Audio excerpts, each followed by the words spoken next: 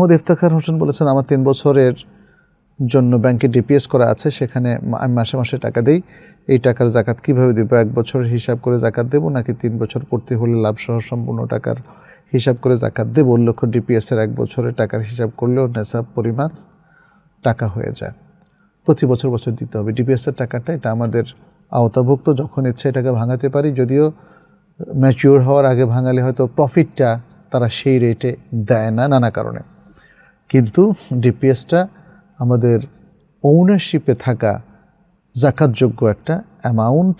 অতএব সেটার লাভসহ প্রতি বছর লাভসহ যদি, যেমন 1 লাখ টাকা যদি আপনি রাখেন, লাভসহ আসলো 1,07,000 টাকা, তাহলে 1,07,000 টাকার জাকাত দিতে। পরের বছর যদি আপনি এ টাকা না ধরেন, না ভাঙান, তাহলে 1,07,000 টাকার উপর আরেকটা প্রফিট দিবে তারা।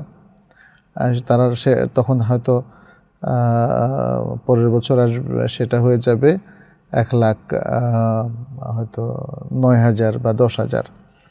তো সেক্ষেত্রে প্রতি বছরই ওই বছরের যে প্রফিট এবং মূল দুটোকে একসাথ করে জাকাত দিতে হবে এবং অন্য জাকাতযোগ্য সম্পত্তিরও জাকাত দিতে হবে।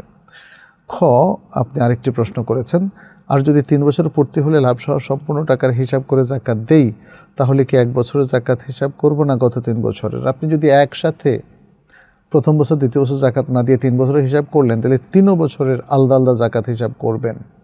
তবে নিয়ম হচ্ছে যখন যে বছর জাকাত ফরজ হবে সে বছরই জাকাত দিয়ে দেওয়া, এটাকে জমিয়ে না রাখা। আপনি আরও প্রশ্ন